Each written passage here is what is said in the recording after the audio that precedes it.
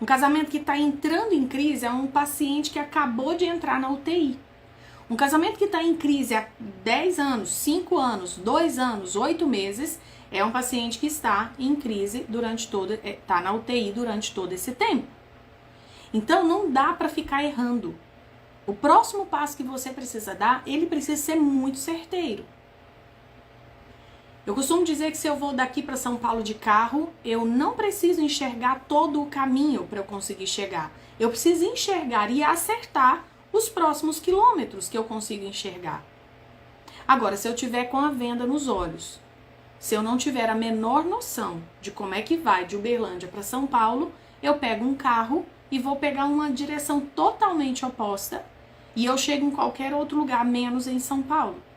Relacionamento de casal, gente, é a mesma coisa. Você tá na condução, não adianta você querer fingir que esse volante não tá nas suas mãos. Aliás, eu diria, se aproprie desse volante. Se você tá mais disposta a estudar, se você tá mais consciente de quão grave é a situação de vocês, ou do tanto que vocês precisam de proteção para o casamento de vocês durar, então é você quem tem que assumir essa direção. E seu marido não vai achar ruim. Os homens não têm tanta necessidade de controle assim quanto nós. Ele vai confiar. Se você estiver conduzindo a relação de vocês de uma forma saudável, ele vai confiar. Ele vai se permitir ser influenciado. Ele não quer ser manipulado. Ele não quer ser controlado. E nem acho que deveriam querer, não. Porque quem se permite ser controlado, manipulado, são pessoas doentes. Então, eu quero que seu marido seja saudável. Vou te ajudar a ajudar esse marido a ser a melhor versão dele. A sua parte você precisa aprender a fazer 100% dela. E a gente não ajuda nosso marido a ser a melhor versão dele controlando, manipulando, mas influenciando com a sua postura, com o seu posicionamento. Aí você muda seu comportamento de terça-feira pra cá, quer dizer, não tem nenhuma semana que você mudou seu comportamento e você já quer que seu marido mude. Ele mudar um comportamento que ele tem desde que ele era adolescente. Vocês acham mesmo, gente, que a coisa é mágica assim? Vocês acham mesmo que é simples assim? Não é. Você vai mudar. Daí tem que ter um tempo para sua mudança surtir efeito. Essa mudança dele precisa acontecer dependendo do que está acontecendo, como por exemplo uma traição. Óbvio que isso não dá para esperar que você mude. O que você tem que mudar? Você tem que mudar seu posicionamento. E isso você precisa mudar rápido. Agora, marido tem um vício, marido tem dificuldade de controlar finanças, e aí você muda algo no seu posicionamento e quer que ele mude esses vícios de comportamento que ele tem durante a vida inteira dele. Gente, precisa ter paciência. Ah, meu marido é muito conectado com a família de origem. Ah, eu quero que ele já seja, né, mudado, que ele já esteja mudado assim, rapidamente. Isso, gente, é um pensamento muito fantasioso, muito infantil e perigoso. Porque daí, se você cria essa expectativa de que amanhã, magicamente, ele vai estar mudado porque você já começou a sua mudança, se ele não estiver, o que na grande maioria das vezes é o que vai acontecer, ele ainda não vai estar mudado como você precisa que ele esteja, o que vai acontecer? Você vai desistir e vai achar que não funciona com você. E depois você vai assistir mulheres que estavam mais ou menos no mesmo momento que você, tendo resultado, com o casamento mantido. Por quê? Porque tiveram a paciência necessária. E paciência não significa fingir que não vê o problema. Paciência não significa deixar as coisas acontecerem a bel prazer, principalmente sob o domínio de quem está muito adoecido. Então, se o seu marido está muito adoecido, deixar ele conduzir as coisas do jeito dele, é óbvio, gente, que vai dar muito errado. É óbvio que vai dar muito errado. Então, hoje eu vou falar pra vocês como é que vocês perderam a conexão, por que o casamento de vocês está chato, fazendo com que muitos homens confundam e achem que quem é chato é você, achando que quem é chato é realmente a instituição família. E não é a relação, é a convivência. É o que vocês foram errando ao longo do tempo, que foi transformando o que tinha que ser, né, algo bacana, e não vou dizer perfeito, porque não vai ser, casamento nenhum vai ser perfeito, mas o que tinha que ser legal, porque casamento tem que ser legal. Legal não significa leve. Eu nunca vou dizer pra vocês Tenha um casamento 100% leve. Não tem como, gente. Casamento é coisa de gente grande. Casamento é onde a gente vai ser moldado. Casamento é onde a gente vai se doar. É onde a gente vai abrir mão do egoísmo. Porque o nosso tempo não é nosso mais. Nosso dinheiro não é nosso mais. Né? Nossos sonhos não são só mais nossos. Tudo tem que ser compartilhado, dividido, incluir as pessoas que fazem parte. Então, não vai dar pra ser leve, feito uma pluma. Mas tem que ser minimamente legal. E para ser minimamente legal, a gente não pode deixar o outro fazer tudo que ele quer e eu também não posso fazer tudo que eu quero. Então a gente tem que saber unir essas duas coisas de forma que fique boa para todo mundo, para os dois, na verdade, para o homem e para a mulher.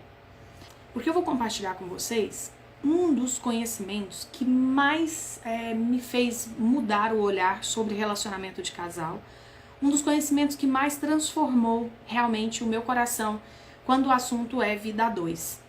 É algo que eu jamais teria pensado sozinha, é um download que eu jamais teria feito sozinha. Porque é algo muito profundo, muito sério e que muda vidas. E esse conhecimento eu obtive quando eu estava fazendo uma mentoria. Uma mentoria bastante profunda, longa, demorada, para me formar e me sentir preparada para trabalhar aqui com vocês. E eu digo que todo o investimento feito, altíssimo investimento em tempo, dinheiro e energia, valeu cada centavo. E se eu tivesse obtido esse conhecimento, já valeria tudo o que foi investido, que não foi pouco. E eu ouvi dizer o seguinte, quando estávamos olhando, sobre essa questão de reconexão homem e mulher, sobre restauração de casamentos e tudo mais. Eu soube então que quando um homem e uma mulher atravessam uma crise e voltam novamente como homem e mulher, a relação tem uma força, uma magnitude incrivelmente maior do que aquela força que os uniu. Quando o homem e uma mulher atravessam uma crise, estão decidindo novamente ficar juntos, eles estão formando ao redor deles um nível de proteção, eles têm uma força de conexão extremamente, absurdamente grande, forte, que nem se compara com o nível da força que os vinculou lá no início, quando eles disseram sim um pro outro. Por quê? Quando estão em crise, já estão olhando para fora do casamento. Então é como se esse aqui olhasse para cá, esse aqui olhasse para cá. Quando eles decidem fazer, quando vocês decidem fazer isso aqui e restauram a relação de vocês, nessa hora você está abdicando de escolher outro homem e ele está abdicando de escolher outra mulher. Então vocês estão se escolhendo novamente e a força disso é absurda. É absurdo. E isso jogou por terra uma crença que eu tinha baseada no senso comum, Que é o que, infelizmente, quem não estuda vai ficar, à deriva, vai ficar à mercê de senso comum, que dizem por aí.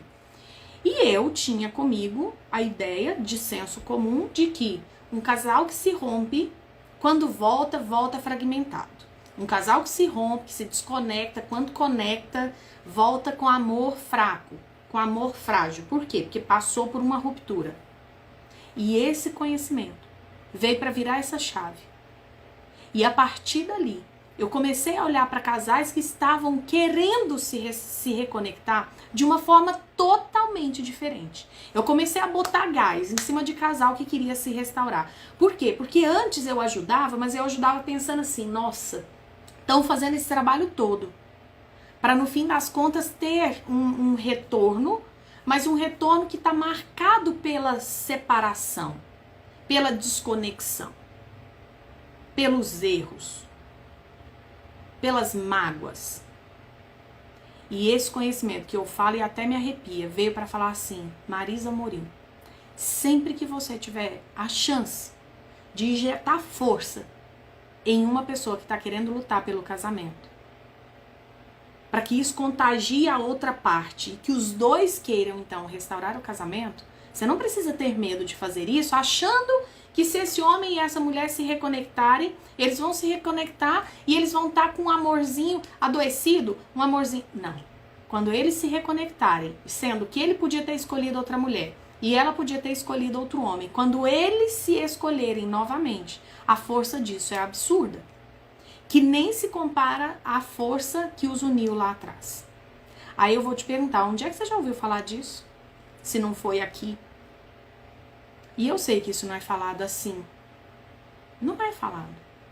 E precisa ser falado. Precisa ser falado porque existem milhões de pessoas querendo restaurar casamentos e que pensavam como eu pensava. Eu já era formada.